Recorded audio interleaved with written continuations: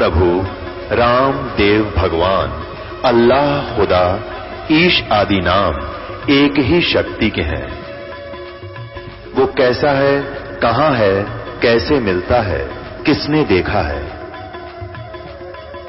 ये प्रश्नवाचक चिन्ह पूर्ण रूप से हटाने के लिए अवश्य सुनिए जगत गुरु तत्वदर्शी संत रामपाल जी महाराज के अमृत वचन, सर्व पवित्र धर्मों के पवित्र शास्त्रों के आधार पर। फिर लास्ट में 5 भगवान, उनके भगवान ने 5 नमाज का आदेश दे दिया कि ये 5 50 के तुल्य ही होंगी, ये डेली किया करो।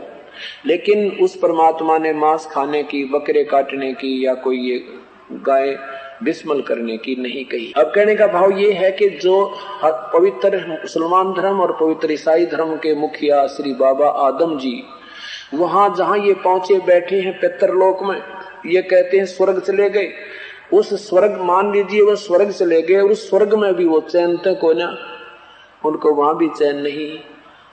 एक तरफ तो उनकी वह नकमी संतान नरक में ठोक रखी, हाहाकार मच रहा है, खंभों से बांध रखी, उनको कूटा जा रहा है। और एक तरफ स्वर्ग में वो अच्छी संतान वो स्वर्ग में बैठी है, आनंद कर रही है।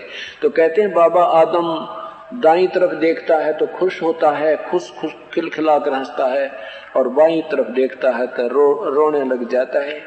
परमात्मा कबीर साहब कहते हैं कुछ थोड़ा सा सोचो नादानो, जिसको तुम अपना हेड ऑफ द डिपार्टमेंट मानते हो, मुखिया मानते हो बाबा आदम, और वो वहां भी बिरान माटी उसकी, वहां भी चैन नहीं है, कभी रो रहा है कभी हंस रहा है, तो काहे का स्वर्ग ये साधना ठीक नहीं।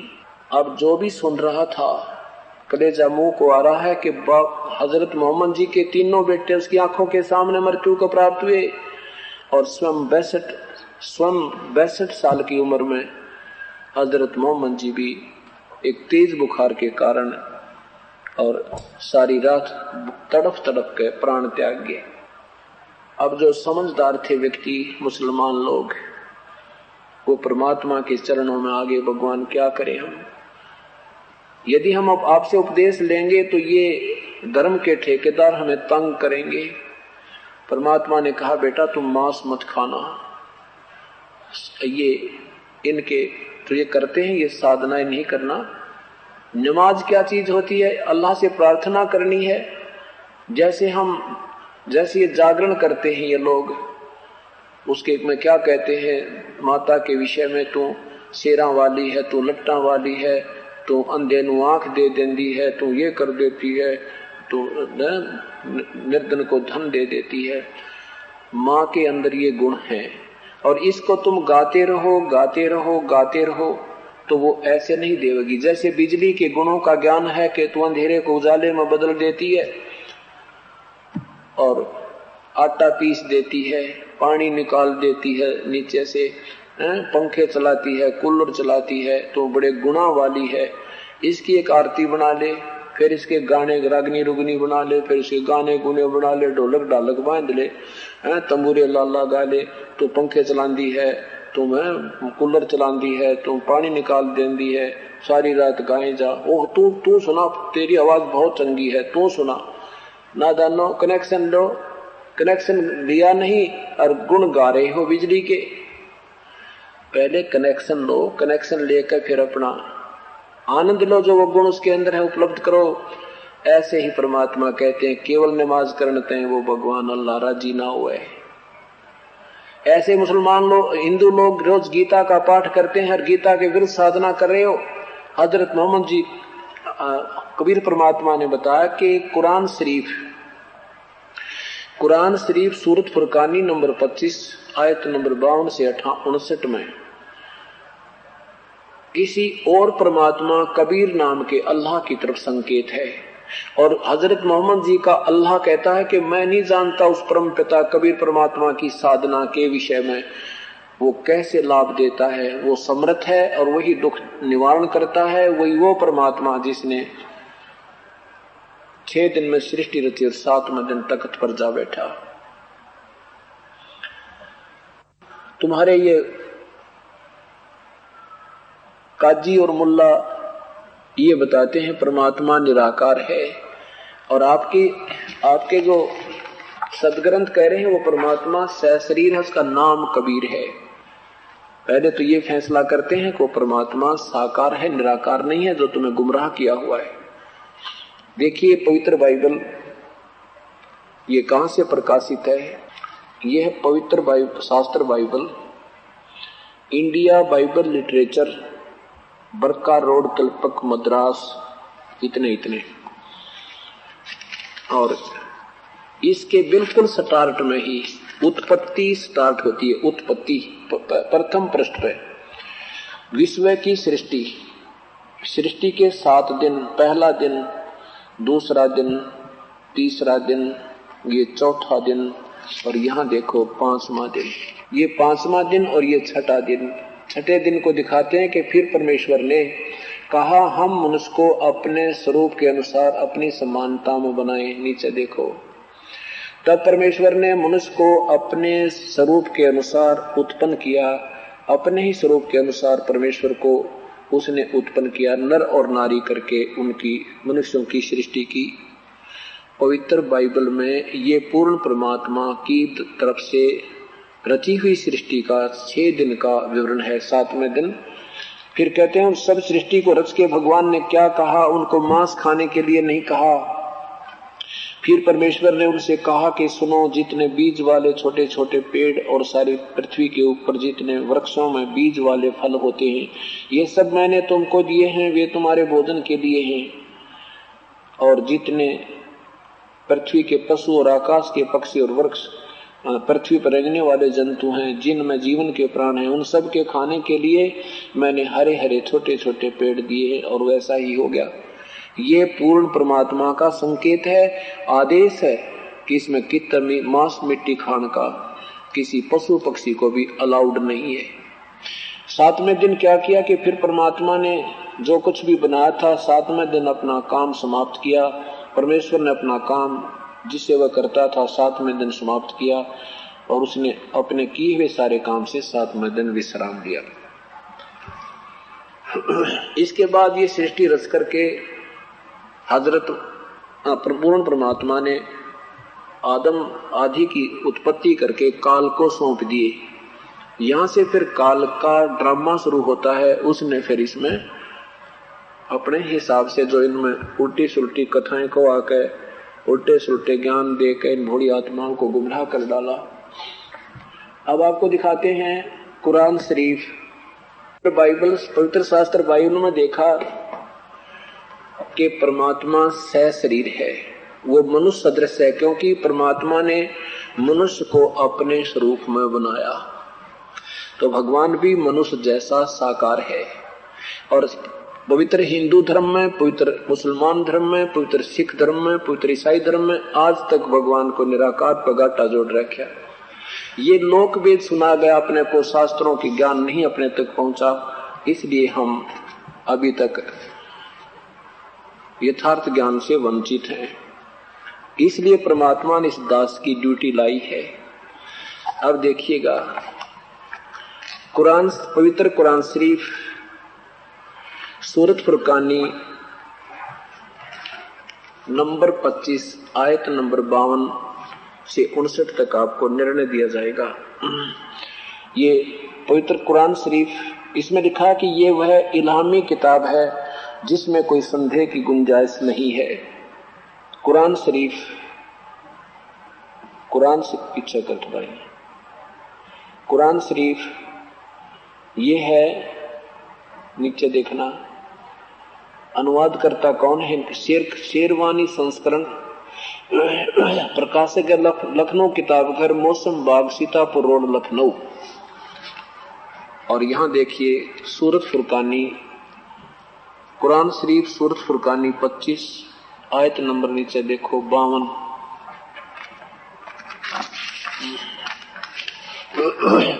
ये देखो सूरत फुरकानी आयत नंबर 25, या नीचे देखो 52 नंबर आयत। इसमें स्पष्ट लिखा है कि फला तुतियल काफिरन व जाहिदम बिही जिहादन कबीरन। ये कबीरन शब्द है, ये कबीर भी कह देते हैं, इसको कबीरा भी लिखते हैं, इसको खबीरा भी लिख देते हैं। ये कुरान शरीफ के साथ साथ आपको कुरान मजीद और दिखानी पड़ेगी। कुरान मजीद में इस शब्द को कबीरा लिखा है, इसमें कबीरन लिखा है। इससे सिद्ध है कि कबीरा बोलो चाहे खबीरा बोलो चाहे कबीरन कहो, एक ही बात है। ये कुरान मजीद, इनमें केवल नाम नाम में अंतर है।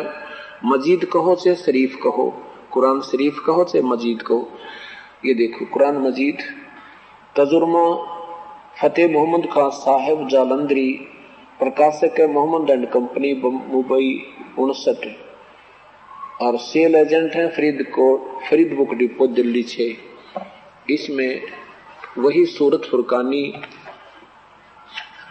और ये देखिएगा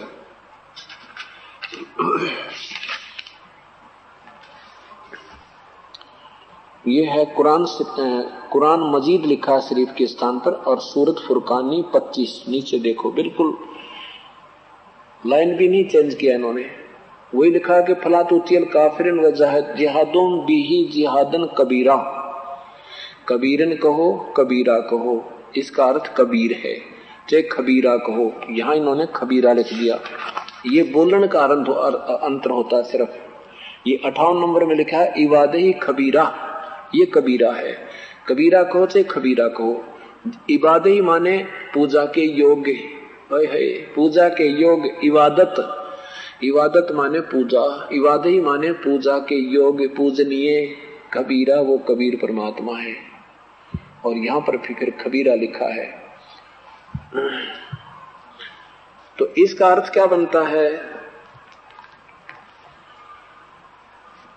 इसका अर्थ ये बनता है कि वो परमात्मा कबीर है, जिसने 6 दिन में सृष्टि रची, वो 7वें दिन तख्त पर जा बैठा, और उसके विषय में किसी बाखबर से पूछ देखो। ये देखना, ये अब कुरान मजीद, कुरान शरीफ आपको पढ़ाकर सुना रहा हूं। वो मजीद इसको सहयोग दिया था कि कबीर कहो चाहे कबीरा कहो चाहे कबीरन कहो। इन्होंने इसका अर्थ बड़ा कर दिया।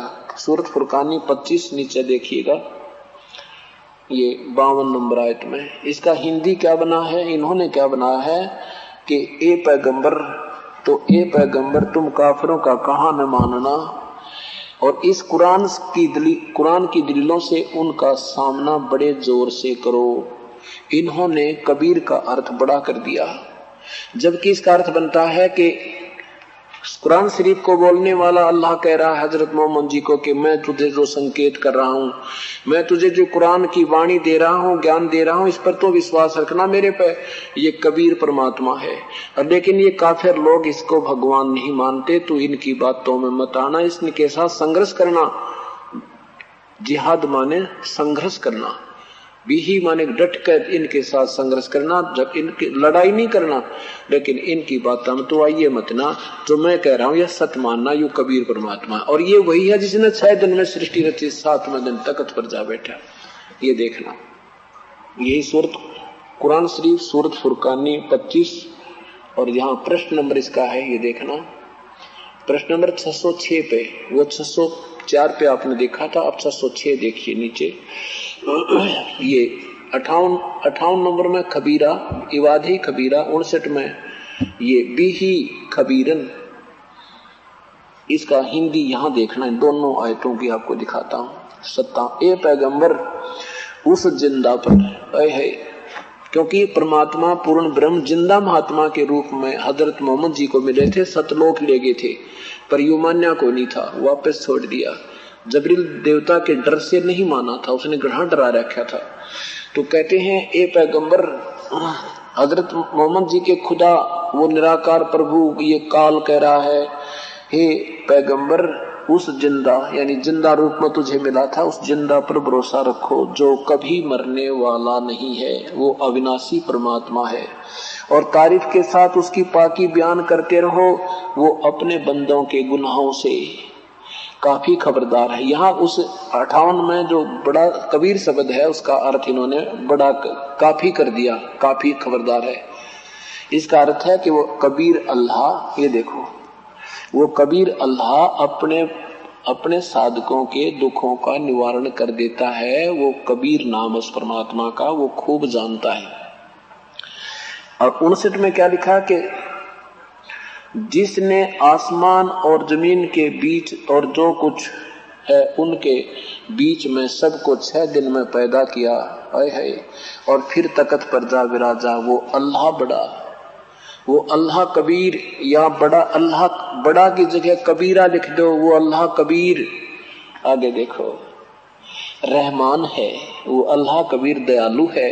और तो उसकी खबर किसी बाखबर से, बाखबर इल्म वाले से पूछ देखो, अर्थात किसी तत्वदर्शी संत से पूछ देखो।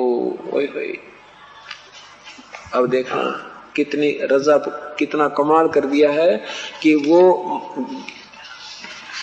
इस कुरान शरीफ की ज्ञान देने वाला अल्लाह कह रहा है कि उस परमात्मा कबीर की पूजा, उसकी, वो सारे दुखों का दूर करने वाला है।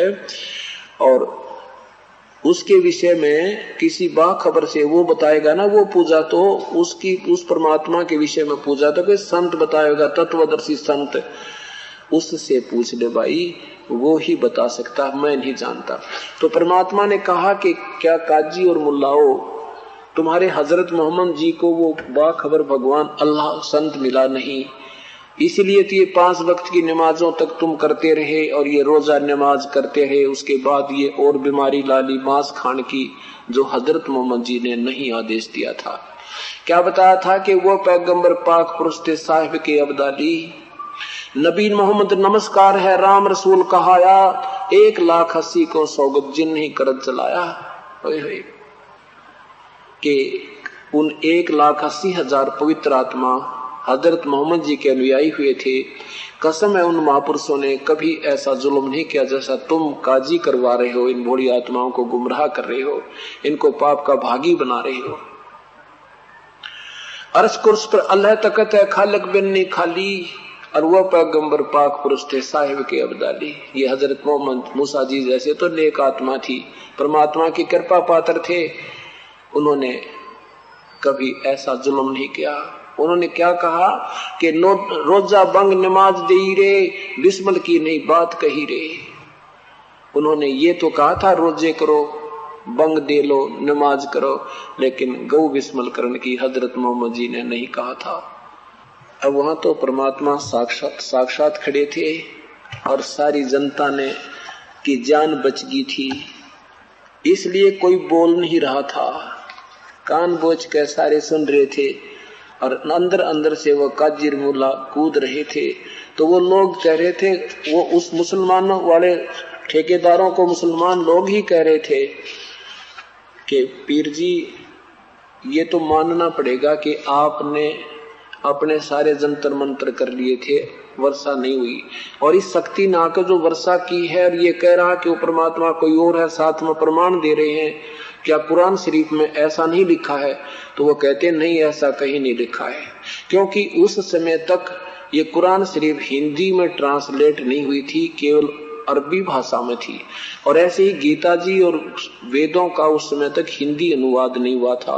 और ये पढ़े लिखे लोग ना हिंदू थे ना मुसलमान, इसलिए इन हिंदुओं और मुसलमानों के इन दंत कथा सुनाने वाले गुरुओं के दाव लगे रहे और उस परमेश्वर की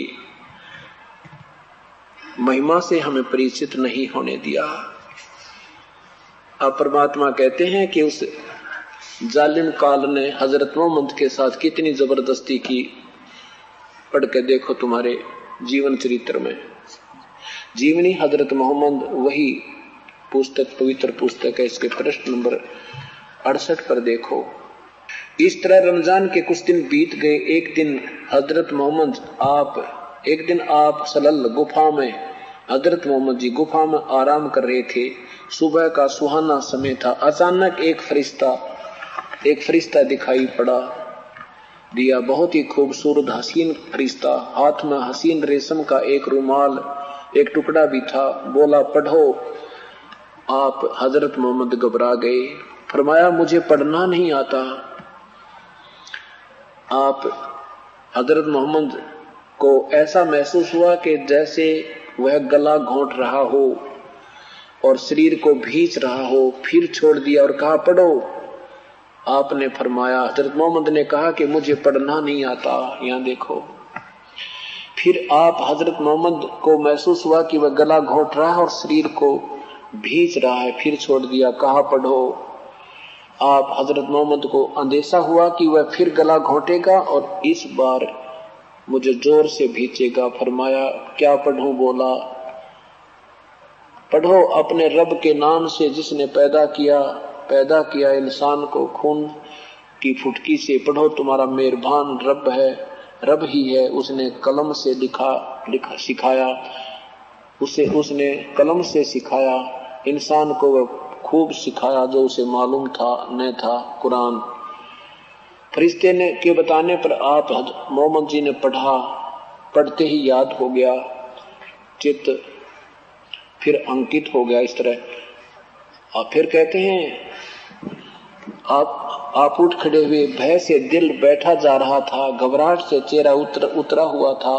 आप सहमी नजर निगाहों से गुफा में हर तरफ देखने लगे। हैरानी और घबराहट की हालत थी और दिल के अंदर दिल में सोचने लगे कि अभी मुझे किसने बातें की थी, वह कौन मुझे पढ़ा गया। फिर तेजी से गुफा से बाहर आए। अब आप हजरत मोहम्मद को पूरा विश्वास हो गया कि यह कोई जिन्न का असर है और जिस बात का डर था वह सच्ची बात होकर रही। आप हजरत मोहम्मद पहाड़ी की घाटियों में गुजरने लगे, पूरा शरीर थर-थर कांप रहा था। ये देखो, अचानक आवाज आई, मोहम्मद। आप हजरत मोहम्मद चौंक पड़े, घबरा कर सिर ऊपर उठाकर देखा तो वही फरिश्ता आदमी की सूरत में खड़ा था। वह पुकार रहा था, मोहम्मद तुम अल्लाह के रसूल हो और मैं जबरील हूँ। आपकी घबराहट और बड़ी, डर से रोंगटे खड़े हो गए, भय से कदम रुक गए, कभी दाईं तरफ देखते कभी बाईं तरफ। वह सूरत आंखों के सामने आंखों से ओझल हो, लेकिन जिधर देखते वही दिखाई देता, जिधर मुंह करते वही मौजूद होता। आगे बढ़े या पीछे हटे, नजर नीचे करें या ऊपर उठाएं, हर तरफ वो फरिश्ता दिख रहा था।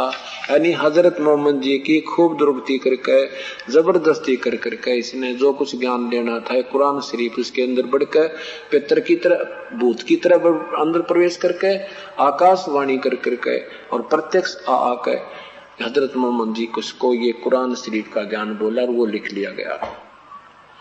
उसमें भी लास्ट में ये लिखा है कि उस परम पिता के बिना तुम्हारा गुजारा नहीं है, वह सबका मालिक है, वही परमेश्वर जिसने 6 दिन में सृष्टि रची, 7वें दिन तख्त पर जा बैठा। उसका नाम कबीर है, वो अल्लाह कबीर है, बड़ा दयालु है, वो दुखों पाप विनाशक है। उसके विषय में उसकी खबर किसी बाखबर से पूछ देखो। हजरत मोहम्मद को का अल्लाह भी हाथ खड़े कर रहा है, मैं उसके विषय में नहीं जानता, ये कुरान शरीफ बता रही है। ऐसे ही परमात्मा ने फिर उन ब्राह्मणों को, जो हिंदुओं के गुरुदेव थे, बैठ जाए, उनसे कहा कि तुम गीता का पाठ करते हो और गीता के नित्य पाठ करने मात्र से छुटकारा तुम्हारा नहीं हो पा रहा। गीता जी में कहीं लिखा है श्राद्ध निकालो, गीता जी के 9वें अध्याय के 25वें श्लोक में लिखा है कि पितृ पूजने वाले, श्राद्ध निकालने वाले भूत बनेंगे, पितृ बनेंगे और उसी पितृ लोक में चले जाएंगे। भूत पूजने वाले भूतों को प्राप्त होंगे, देवी देवताओं के पूजने वाले देवी देवताओं के पास जाएंगे और उनके नौकर लगेंगे, उनके झूठे टुकड़े खाया करेंगे और मेरी साधना करने वाला मुझे प्राप्त होगा। फिर वो गीता बोलने वाला प्रभु कहता है कि मेरी साधना भी अनुत्तम है। 7वें अध्याय के 18वें श्लोक में परमात्मा ने वो न्यारी न्यारी व्याख्या दोनों धर्मों के उन मुखियाओं के सामने और जनता के सामने बताई। वही स्थिति थी कि काजी वो ब्राह्मण लोग कहने लगे ये झूठ बोलता है, ऐसा कहीं नहीं लिखा है, क्योंकि संस्कृत हिंदू समाज को नहीं आती थी। अब वो समस्या हल कर दी भगवान ने। अब ये समय दे दिया दाता ने, इस समय के लिए ये सारा काम किया था। परमात्मा आए और अपनी महिमा का आप ही गुणगान किया। तो परमात्मा ने क्या कहा, जो कोई माने ना माने जाको अजाजील ईरानी, करे आचार विचार असंभी पूजत है, पूजत जड़ पाखाने। आदरणीय गरीबदास साहिब अपनी अमृतवाणी में परमेश्वर के द्वारा दिया गया सत संदेश सुना रहे हैं उन हिंदू और मुसलमानों को, बता रहे हैं कि क्या कहा उस परमेश्वर ने, भाई चाहे कोई मानो चाहे मत मानो, जिसने अजाजिल इरानो, क्या अजाजिल के विषय में आपको कथा सुनाई थी कि अजाजिल नाम का, ये जबरील कोई और चीज है, वो तो देवता, अजाजिल नाम का एक साधक था, उसके गुरुदेव ने बता दिया कि प्रतिदिन आप एक दंडवत प्रणाम किया करो, प्रणाम किया करो, और प्रणाम का एक यज्ञ के तुल्य पुण्य होता है। ये 5 यज्ञ हैं, एक यज्ञ धर्म की, दूसरी यज्ञ ध्यान, तीसरी यज्ञ हवन की, चौथी यज्ञ प्रणाम, 5वीं यज्ञ हवन की, ज्ञान की। तो इन 5 के करने से, यज्ञों के करने से पुण्य मिलता है, और उस पुण्य के आधार पर ऊपर के लोकों में आपको स्थान मिल जाता है। जब तक नाम ठीक नहीं होगा तो ये पुण्य भी आपका किया हुआ अपना वहां स्वर्ग में इसका प्रतिफल खा के फिर वापस आना होता है। तो अजाजिल ने अपने गुरुदेव के बताए अनुसार दंडवत प्रणाम करी, 11 अरब बंदगी की, प्रणाम किए, और उस जब शरीर छूटा तो उस पुण्य के आधार पर भगवान विष्णु के पास पहुंचे, और भगवान विष्णु ने कहा, अजाजिल तूने तो कमाल कर दिया, बहुत अच्छी साधना प्राप्त की, और तेरे पुण्य ऐसे हैं बस पूछ मत। अब तू एक काम कर, एक व्यक्ति बना दे, एक मनुष्य उत्पन्न कर दे। अजाजिल ने कहा, जी कैसे करूं? कि कह दे मनुष्य भवै, नर भवै। अजाजिल ने कह दिया नर भवै। एक सुंदर नौजवान बालक सामने, नौजवान बच्चा उत्पन्न होकर प्रकट हो गया, खड़ा हो गया। भगवान विष्णु ने कहा कि अजाजिल इसको नमस्कार कर, प्रणाम कर दे, दंडवत प्रणाम कर। अजाजिल कहने लगा तो मेरा बेटा है, मैं प्रणाम नहीं करूं।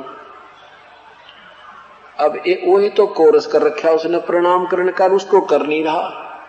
प्रणाम किस लिए करवाया जाता है कि अभिमान छूट जाए, एम ना रहे इस मन पापी में, और एम भगवान को कति पसंद नहीं, अहंकार भगवान को पसंद नहीं।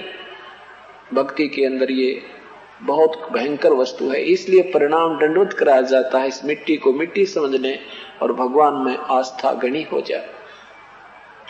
अब प्रणाम करते करते भी उसके मन में खोट आ गया, अभिमान आ गया कि ना करूं तो मेरा बेटा है। अब भगवान ने सोचा, देख निकम्मा काम बिगाड़े बने बनाए ने, अब दयालु हैं भगवान विष्णु जी ने सोचा कि चल मैं इसकी कमाई को खराब नहीं होने दूंगा, इसकी भी रह जाएगी। एक ऐसा अल्टरनेट विकल्प निकाला कि एक ऐसा एक नीचा सा गेट था, ऐसे गोल आर्च टाइप सा, जिसमें आदमी झुककर परली साइड में निकला, ऐसा दरवाजा था एक। भगवान विष्णु कहने लगे, चलो भाई छोड़, कोई बात ना, मत करा प्रणाम। तो उस लड़के से कहा कि जा बेटा तू परली साइड खड़ा हो जा। वो लड़का उस गेट में निकल कर परली साइड खड़ा हो गया, और भगवान ने कहा कि आजा अजाजिल, तुझे सैर सपट्टा करा कर लाऊं स्वर्ग का। भगवान भी, विष्णु जी भी मुकुट समेत ऐसे उस गेट के अंदर से परली साइड निकल गए जहां सामने लड़का खड़ा था। अजाजिल कहने लगा, मैं ना आऊं इस तरफ, मैं जानू तेरे को छलिया, तू बहुत छल करता है, मैं तेरी बातों में नहीं आऊं, तेरे छल में नहीं आऊं। तू चाहता है कि मैं ऐसे झुककर आऊं और तू कह दिए देखा ना करवा दिया प्रणाम तेरे ते, मैं नहीं आऊं। परमात्मा ने, भगवान ने कहा है, आजा मान जा मेरी बात, आजा मत बिगाड़े काम, तो मैं कभी भी कोई नहीं आऊं। स्टेनलेस स्टील हो गया। अरे तरह के जो वो ये जब नहीं माना तो भगवान ने कहा, मर कुएं में पड़ के बन गदा निकम्मे, सारी कैंसिल होगी भगवान की, वहां उसकी करी कराई कमाई सारी नाश हो गया, बर्बाद होगी। तो यहां कहते हैं कि भगवान के जैसे अजाजिल ने भगवान की आज्ञा का उल्लंघन कर देने से सारी कमाई का नाश करा दिया, ऐसे ही आप मेरी बात को नहीं मानोगे। मैं जो कह रहा हूं कि साधना तुम्हारी ठीक नहीं है, तुम छोड़ दो इसने, और इसके साथ साथ जब तुम गलत साधना कर रही हो, तुम्हें हानिकारक है, तो मेरी बात को नहीं मानोगे, तुम इतने ही दोषी समझ लेना। कोई माने चाहे ना माने, जाको अजाजिल इरानी, पिंड प्रधान करें आचार विचार असंधि। ये पूजत हैं जड़ पास, पूजत जड़ पा खाने पासाने, पाती तोड़ चढ़ावे अंधे जीवत जी को बाने। क्या कहते हैं कि ये आचार विचार करें, सत साधना ना करके कि तब पत्थर पूजते फिरो। पाषाण, पाषाण माने पत्थर, और पत्ते तोड़कर फूल चढ़ाओ उस पत्थर की मूर्ति पे। पिंड प्रदान करें पितरों के तीर्थ जग और दाने, बिना बंदगी मुक्ति नहीं क्यों भूल रहे सुर ज्ञाने। पिंड प्रदान करें पितरों के, दान करते हो, पिंड दान करते हो, तीर्थ यज्ञ करते फिरते हो, बगैर सत भक्ति के, बिना भक्ति के, सत भक्ति के मुक्ति नहीं क्यों भूल रहे सुर ज्ञाने। यानी तुम ब्राह्मण होकर के उल्टे काम करो, देवता होकर के, और साधना गलत कर रहे हो। सुखदेव शिव का तत्व सुना है भक्ति ली ढंगताने, सतगुरु जनक विधे ही भेंटे पद मिल पदे समान। अकत कथा कुछ कही न जाई, देखत नैन सिराने, अबल बली वरियाम बिहंगम लाले चोट निशाने। पंडित वेद कहें वो वाणी, काजी पढ़े कुराने, और सूर गऊ को दो बतावे समझत नहीं हैवाने। पंडित वेद कहें बहुबाणी, काजी पढ़े कुराने, सूर गऊ को दो बतावे दोनों दीन दीवाने। एक ही मिट्टी एक का चमड़ा एक का बोल पराणे, जिव्या स्वाद हित मारत है नर समझत नहीं हैवाने। मुर्गी बकरी कुकड़ी खाई कुक बंग मुलाने, जैसा दर्द आपने होवे ऐसा दर्द बिराने। क्या बताते हैं नादान। हिंदू तक कहते हैं सूर खा लो, गाय मत खाओ। मुसलमान कहते हैं सूर का, सूर नहीं खाना चाहिए, अशुभ होता है, मांस, गाय का मांस खा लो। अरे तेरा गजब वही हो। कहते तुम गाय और सूर में दो जीव मानते हो, दर्द दोनों का एक जैसा होता है। अब कोई तुम्हारे बच्चों को मार के काट के खाने लगे, तुम्हें कितना दर्द हो, जब तुम्हारी टांग काटे कोई। कहते हैं जैसा दर्द आपने हो ऐसा जान बिराने। मन मक्के की हजना कीनी, दिल का बानी जाने, कैसे काजी कजा कर तो तुम खाते हो हिलवाने।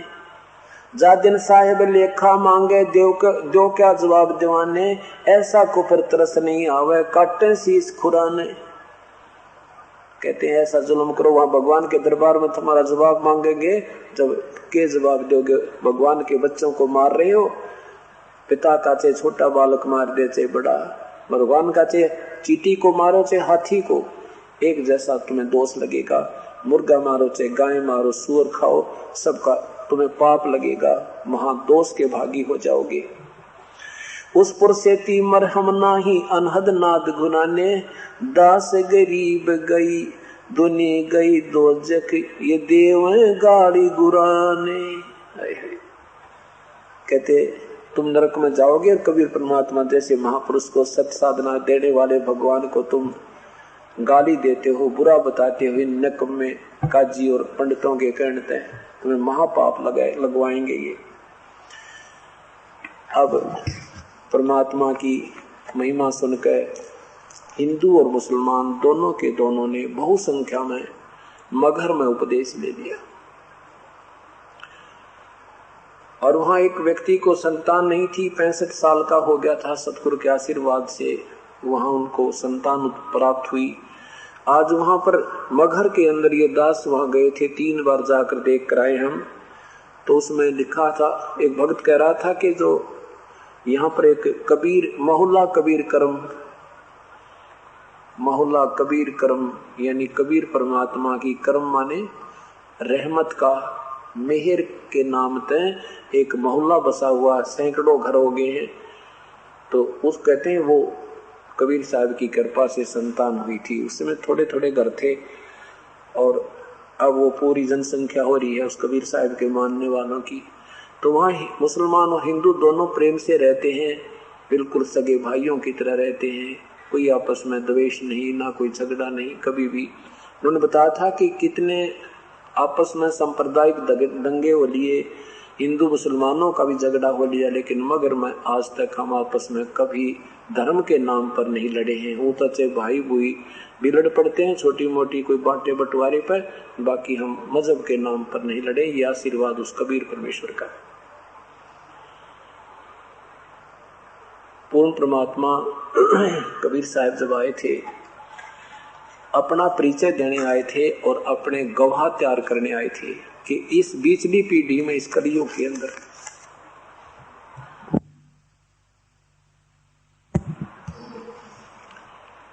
अब ये बीचली पीढ़ी शुरू होगी है। पहली पीढ़ी जब परमात्मा आए थे उस समय अपनी समर्थता, अपना प्रमाण देके कि भगवान कैसा होता है और परमात्मा के काम करता है, कितने सुख देता है, उसके क्या लक्षण होते हैं। तो और साथ में ये कई गवाह तैयार करके अपनी समर्थता और साक्षात दर्शन करा के अब आपको कबीर सागर के अंदर एक ऐसा रहस्य दिखाएंगे, आप दांतों तले उंगली दबाओगे, ये भगवान, ये परमात्मा, ये कबीर साहब, आपने तो कमाल कर रखा है। परमेश्वर, परम पूज्य परमेश्वर कलयुग के जब आज से 600 वर्ष पूर्व, 625 वर्ष पूर्व आए थे, यानी सन 1398 में परमात्मा प्रकट हुए थे।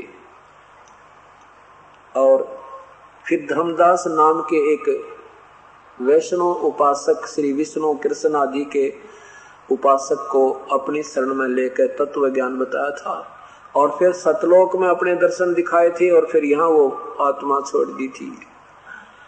और धर्मदास से कहा था, धर्मदास मैं पूर्ण परमात्मा हूँ और मेरी प्राप्ति सार नाम और सतनाम से होगी और कोई विधि परमात्मा के पाने की नहीं है।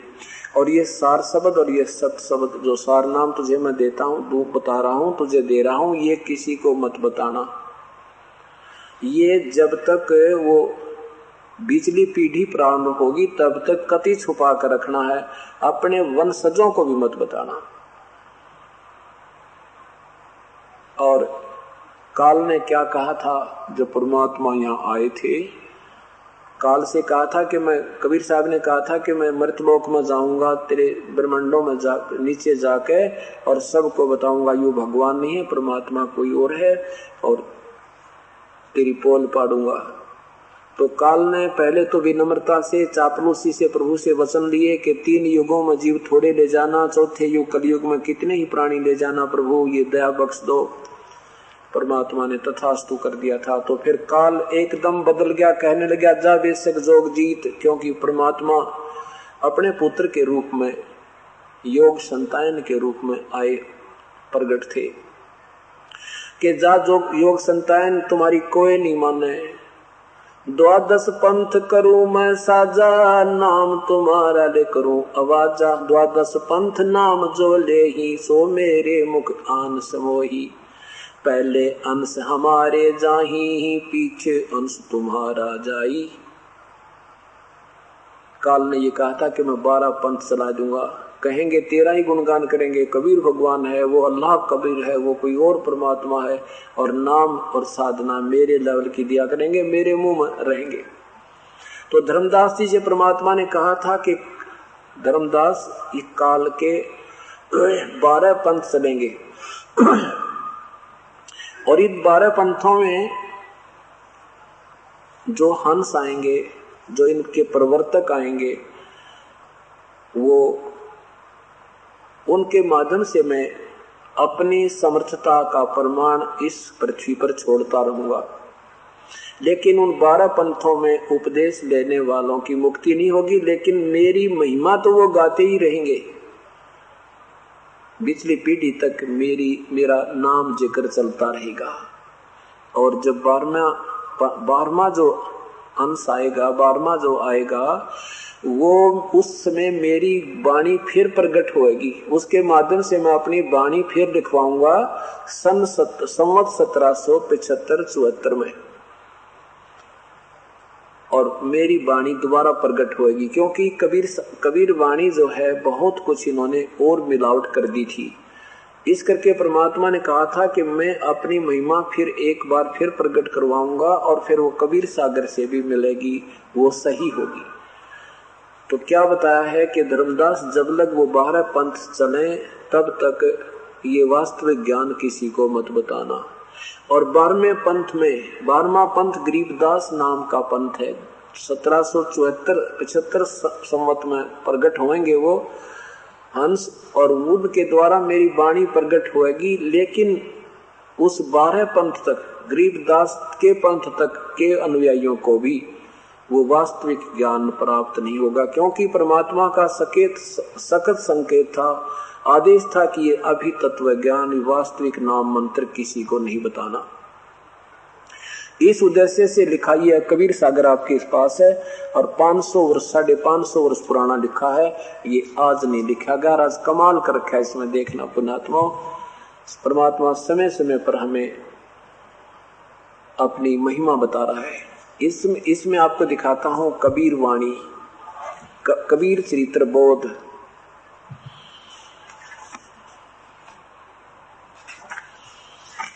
इसमें 12 पंथों के विषय में विस्तृत एक बहुत सुंदर चित्रण किया है।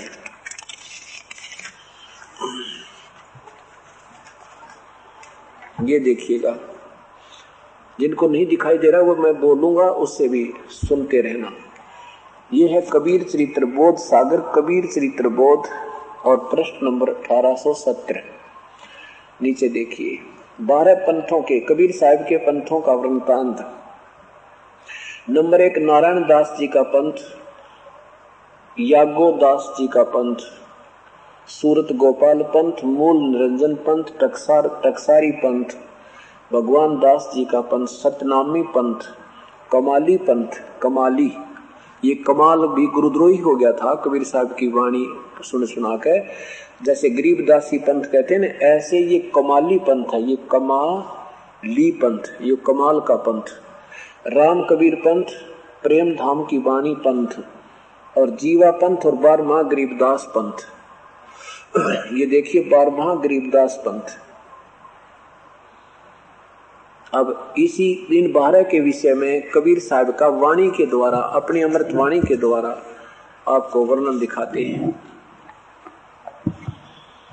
कबीर वाणी में लिखा है, कितना सुंदर चित्रण किया है परमात्मा ने, कमाल, रिकॉर्ड तोड़ दिया मेरे मालिक। ये देखो कबीर वाणी, कबीर सागर, और ये है कबीर वाणी। 136 पृष्ठ पर नीचे देखें, 12 पंथ चलो सो भेद, 12 पंथ काल फुरमाना, भूले जीव न जावे ठिकाना। 12 पंथ, 12 पंथ काल के हैं। कौन कौन से? ताते आगम कह हम राखा, वंश हमारा चूड़ामणि शाखा। ये वैसे चूड़ामणि नाम से प्रारंभ होता है। एक तो ये चूड़ामणि नाम से है, ये 1 नंबर है। फिर है ये जागू, प्रथम जग में जागू भरमावा। ये जागू कहते हैं योग, आपने अभी देखा था उसमें 12 पंथों के लिखे थे, उसको योगू, योगू को जोगू भी बोलते हैं, जागू। और फिर दूसरा है सूरत गोपाल पंथ, फिर ये है मूल निरंजन पंथ, और ये टकसार पंथ, और ये सतनामी पंथ, और ये राम कबीर पंथ, अंत में ये परम धाम वाणी का पंथ। अब यहाँ देखिए, ये 12वां यहाँ से शुरू होता है। संवत 1775 हुई। आदरणीय गरीबदास साहिब जी का जन्म 1774 में है। इसमें लिखा है संवत 1775। जैसे कई बार आदरणीय गरीबदास साहिब जी का जन्म वैशाख सुदी पूर्णमासी को हुआ था, और चैत मास से ये संवत यानी वर्ष प्रारंभ होता है, देशीय हिसाब किताब से। तो वो कई बार 2 चैत्र हो जाते हैं, कई 2 चैत्र नहीं मनाते, वैशाख मनाते हैं। तो उसको 1775 इसलिए लिखा भगवान ने। वास्तव में गरीबदास जी का जो इस तरह को ये लिखने में, अब गरीबदास जी की जीवन कथा में गलती हो सकती है, इसमें गलती नहीं है। तो उस कहते हैं 1775 हुई, ता दिन प्रेम प्रगटे जग सोई। ये गरीबदास जी का जन्म होगा 1775 में। ये बोध सागर में लिखा है कबीर वाणी। आज्ञा रहे ब्रह्म बोध लावे, कोली चमार सबके घर खावे। ये देखियो, साथ हमारी ले जीव समझावे। कबीर साहब की महिमा गाकर ही सब जीवों को समझाएगा गरीबदास जी आकर के। और लेकिन उस गरीबदास जी के भी अनुयायी असंख्य जन्म छोड़ नहीं पावे। कहते बर में पंथ प्रगट हो बाणी, मेरी जो वाणी है, मेरी महिमा बर में पंथ गरीबदास जी से प्रगट होगी और शब्द हमारे का निर्णय ठानी। फिर कहते अस्थिर घर का मर्म न पावे, वास्तविक ठिकाना सतलोक का इन 12 पंथों के लोग नहीं पाएंगे, अनुयायी नहीं प्राप्त कर सकते। और ये 12 पंथ हम ही को ध्यावे। ये 12 के 12 पंथ कहेंगे हम कबीर साहिब के अनुयायी हैं, कबीर साहिब के अनुयायी हैं, लेकिन ये मेरा ठिकाना नहीं पा सकते। ये फिर देखो 12 कहते हैं अस्थिर घर का मर्म ना पावे। ये देखो 12वें पंथ प्रगट हो बाणी, गरीबदास जी के द्वारा अपनी महिमा परमेश्वर ने दोबारा प्रकट करवाई। अपने वकील अपने एफिडेविट दिवाया कि कबीर परमात्मा है। 12वें पंथ प्रकट हो बाणी, शब्द हमारे का निर्णय ठानी, लेकिन अस्थिर सथिर घर का मर्म ना पावे, सतलोक नहीं जा सकते। ये 12 पंथ हमी को ध्यावे। आगे देखो कमाल कर दिया। इस गरीबदास जी वाले पंथ में ही 12 पंथ हम ही चल आवे और सब पंथ मिटाकर एक चलावे। ये वो दिन आ गया पुण्यात्माओं, जो परमात्मा खुद नहीं आए तो ये दास भेज दिया अपना कि 12 पंथ उस 12वें पंथ में आगे, क्योंकि ये 12 पंथ यहाँ तक समाप्त हो दिए कि गरीबदास जी के अनुयायी भी उस परमात्मा के विषय में नहीं जान पाओगे। 12 पंथ प्रगट हो बाणी, 12वें पंथ प्रगट हो बाणी, शब्द हमारे का निर्णय ठानी और अस्थिर घर का मर्म ना पावे। ये 12 पंथ हमी को ध्यावे। ये 12 पंथ चल चुके। फिर कहते उस 12 में आगे चल के 12 पथ हम ही चलावे, हम चलकर आवे और सब पंथ मिटा के एक चलावे। अब सारे पंथ मिटेंगे। ये जितने राधा स्वामी है, बाल योगेश्वरी है, सारे अब सूख जाएंगे। इनकी वास्तविकता समाज तक पहुंच चुकी है। ये सब समाप्त होंगे और एक पंथ ये कबीर परमात्मा का चालू हो चुका है। ये शुरू हो गया, अब ये चलेगा। नीचे देखिए, नीचे जा। अब यहाँ क्या कहा कि धर्मदास तो मोरी लाख दुहाई, ये मूल शब्द सार शब्द की तो बाहर ना जाई। ये वास्तविक ज्ञान कहीं नहीं बताना, मैं तुझे जो बता रहा हूँ। और पवित्र ज्ञान तुम जग में भाखो और मूल ज्ञान गुप्त तुम राखो, गोई तुम राखो। तुम ज्ञान मेरी महिमा तो गाओ, लेकिन ये वास्तविक ज्ञान मत देना, तत्व ज्ञान ये सार नाम मत बताना। और क्या बताते, मूल ज्ञान बाहर जो पढ़ी, सार शब्द बाहर जो एक सार ज्ञान सार शब्द जो बाहर जो पढ़ी, मूल ज्ञान बाहर जो पढ़ी और बिचले पीढ़ी वंश हंस नहीं तिरही। बिचली पीढ़ी हंस नहीं तिरही, ये वंश नहीं है, ये इन्होंने मिलावट कर ली है जो अब छापने वाले दामा खेड़ा वालों। बिचली पीढ़ी हंस नहीं तिरही है, ये देखो। और कहाँ तक छुपा के रखना है कि मूल ज्ञान तुम तब लग छिपाई। ये देखो 33 अरब ज्ञान हम भाखा, मूल ज्ञान गोय हम राखा। तो परमात्मा कहते हैं कि हमने मूल वाणी भी बहुत घना ज्ञान दिख दिया है, लेकिन वो सार नाम अभी भी गुप्त रखा हुआ है। ये देखना। और धर्मदास मूल ज्ञान तुम तब लग छिपाई, जब लग ये 12 पंथ मिटाई। इसको तुम तब तक छुपा के रखना जब तक ये 12 पंथों का कति काम ना बिगड़ दे। अब ये 12 पंथों का काम बिगड़ गया, कोई भी इनकी तरफ झांकेगा नहीं जब इस तत्व ज्ञान से परिचित हो जाएगा। इन संतों के पास नहीं जाएगा प्राणी। अब आपको और दिखाता हूँ इसी में। अब देख कमाल कर दिया। इसी कबीर वाणी पृष्ठ 134 पे नीचे देखो क्या बताया कि प्रथम वंश उत्तम, दूसरा वंश अहंकारी, उन 12 के विषय में बता रही है। और तीसरा वंश प्रचंड, चौथा वंश बिरहे, 5वां वर्ष निंद्रा, छठे वंश, छठा वंश यानी छठा वंश जो मेरा यहाँ मेरे 12 पंथ चलाओगे उनमें से छठा उदास, और 7वां वंश ज्ञान चतुराई, 8वां द्वादश पंथ विरोध, 9वें वंश पंथ पूजा, और 10वें अंश प्रकाश और 11वें वंश प्रगट सारा और 12वें वंश प्रगट होवे उजियारा। गरीबदास जी के समय में 12वें पंथ में हमारा ज्ञान कुछ कुछ महसूस होगा कि कबीर परमात्मा वास्तव में कबीर भगवान है। गरीबदास जी की वाणी से कहते हैं 12वें वंश हुआ प्रगट हुआ उजियारा और 13वें वंश मिटे सकल अंधियारा। होय होय कहते हैं जब 13वां वंश अंश मेरा आवेगा, मेरा 13वां जो इन 12 के बाद जो 13वां आएगा वो सारे अंधेरे न मिटा देगा। यानी केवल एक परमात्मा कबीर साहब को प्रत्यक्ष रूप से प्रमाणित करके ये एक पंथ एक मार्ग एक विषय ही चलेगा। बोलो सतगुरुदेव की जय। पुण्यात्माओं, ये 550 वर्ष पूर्व बोली हुई अमृतवाणी परमात्मा की आज सिद्ध होगी है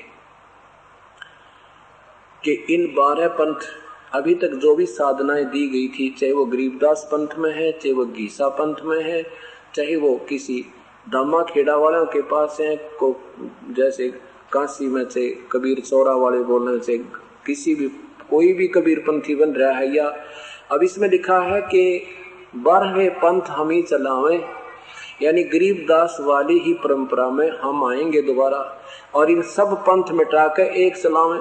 सब इन 12 बुरा नहीं, जितने भी ये पंथ चल रहे हैं, राधा स्वामी पंथ, धन धन सदगुरु पंथ कहते हैं, सब न खत्म करके और एक चलेगा। एक कबीर परमात्मा की ही महिमा पूरे संसार में इब होगी। अब ये विस्फोट हो गया, ये अंकुर सतभक्ति का उग गया।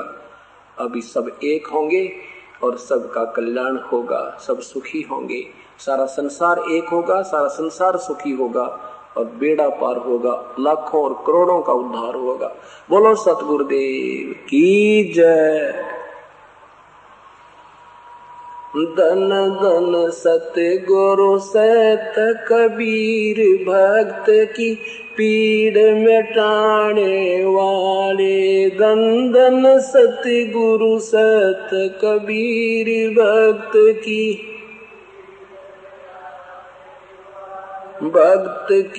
पीड़ मिटाने वाले, भक्त की पीड़ मिटाने वाले। धन धन सतगुरु सत कबीर भक्त की रहे नल नील यतन कर हार, तब सतगुरु से करी पुकार। रहे नल नील यतन कर हार, तब सतगुरु से करी पुकार। जा सतरेखा लिखी अपार सिंधु पर शिला तिराने वाले। जा सतरेखा लिखी अपार सिंधु पर शिला तिराने वाले। धन धन सतगुरु सत कबीर भक्त की पीड़ मिटाने वाले, भक्त की धन धन सतगुरु सत कबीर भक्त की। डसी सर्प ने जब जा पुकारी, इंद्रमती अकुला। डसी सर्प ने जब जा पुकारी, इंद्रमती उकला। आपने तुरंत करी सहाय गरूली, मंत्र सुनाने वाले।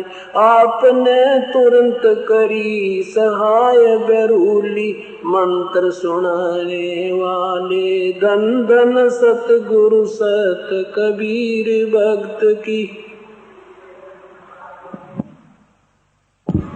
धन धन सतगुरु सत कबीर भक्त की। भक्त की पीड़ मिटाने वाले, भक्त की पीड़ मिटाने वाले। धन धन सतगुरु सत कबीर भक्त की। दामोदर सेठ के होत अकाज, अर्ज करी डूबता देख जहाज। दामोदर सेठ के होत अकाज, अर्ज करी थी डूबता देख जहाज। लाज मेरी रखियो गरीब नवाज, समुद्र से पार लंघाने वाले। लाज मेरी रखियो गरीब नवाज, समुद्र से पार लंघाने वाले। धन धन सतगुरु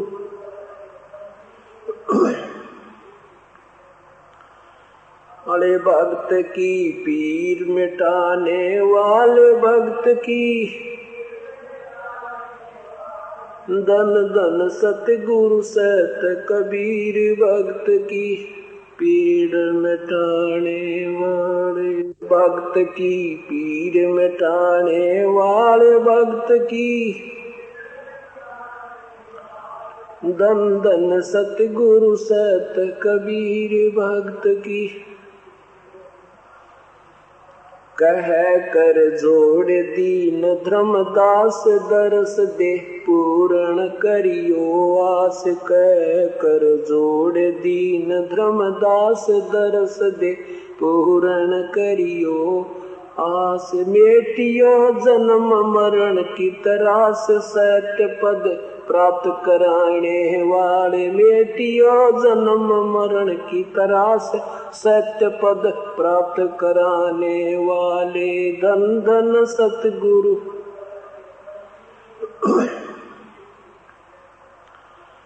वाले भक्त की पीर मिटाने वाले भक्त की। धन धन सतगुरु सत कबीर भक्त की पीड़ मिटाने वाले। सत साहिब बंदे तो कर बंदगी, जय चावे दीदार। अवसर मानुष जन्म का, मिले न बारंबार। राम रटत कोड़ी बलो, चू चू पड़े जो चाम। ये सुंदर शरीर किस काम का, जिस मुख नाही नाम। राम रटत दारिद्र बलो, टूटी घर की छाने। राम रटत दारिद्र भलो, टूटी घर की छाने। वो सुंदर महल किस काम के, जहाँ भक्ति नहीं भगवान।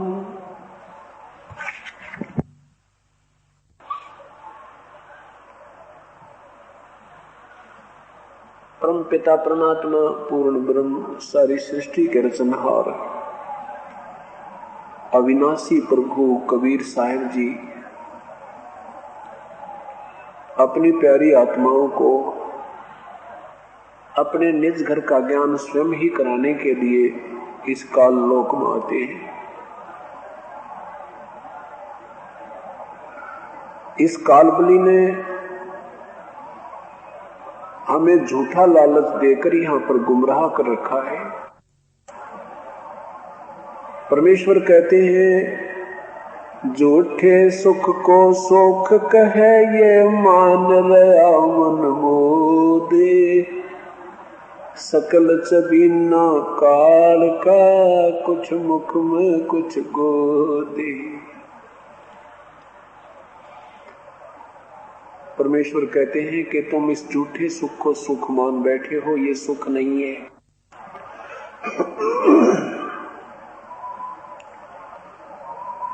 जिसको तुम सुख मानते हो ये सुख नहीं है, ये तो आप ही का किया हुआ किसी पूर्व जन्म की शुभ कमाई का सुख है।